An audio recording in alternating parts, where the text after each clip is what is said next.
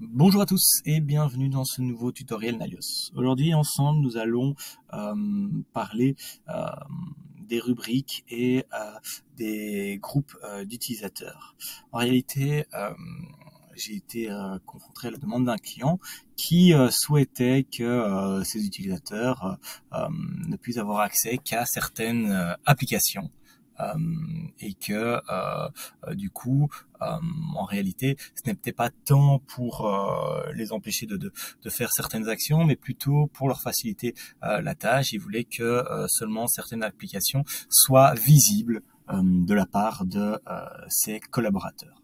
Alors, je vais vous montrer la solution qu'on lui a proposée et qu'il a décidé d'utiliser. Donc pour ce faire, je vais vous inviter à aller dans les rubriques. Alors mettez-vous d'abord en mode debug. Ici, moi j'ai l'extension qui permet de le faire.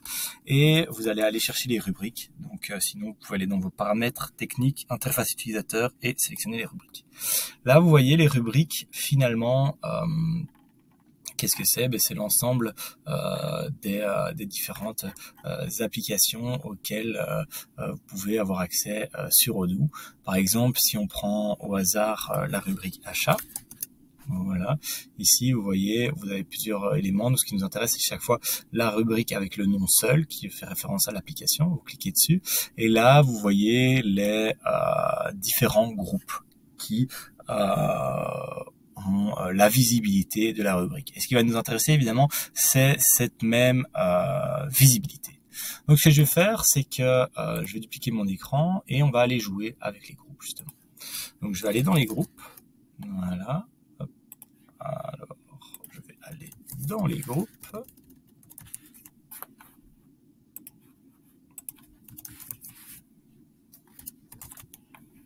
Ici, donc paramètres, utilisateur et société, groupe, et je vais créer un nouveau groupe, par exemple lié justement à mon application achat. Je vais mettre groupe test, voilà, et dans ce groupe, je vais mettre les personnes qui vont avoir les droits. Par exemple, ici, je vais dire, voilà, il y a uniquement Louise B, puisque comme ça, moi, je fais le test en étant Michel Admin. Louise B, simplement, qui a les accès au groupe que je crée. Donc, je crée mon groupe achat test, voilà. Et maintenant, dans ma rubrique achat, je vais supprimer les deux groupes ici. Voilà, vous avez vu, j'ai créé ce nouveau groupe achat avec les droits en la personne de Louise B. Et ici, j'ai ajouté donc le nouveau groupe que j'ai créé, donc achat, groupe achat test. Je sauvegarde, voilà.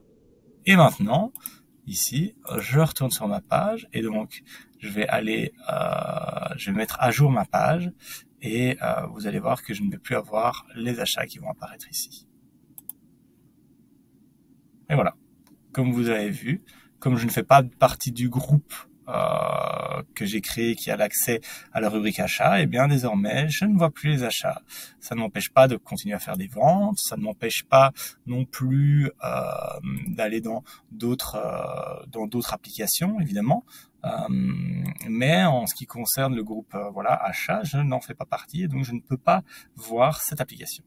Si je veux ajouter quelqu'un, si je veux m'ajouter, en l'occurrence, je vais un petit peu trop vite, si je veux m'ajouter en l'occurrence, je retourne dans le groupe, je vais rechercher mon groupe achat que j'ai créé, donc achat groupe test, je vais m'ajouter ici, Michel Admin, je sélectionne, je sauvegarde.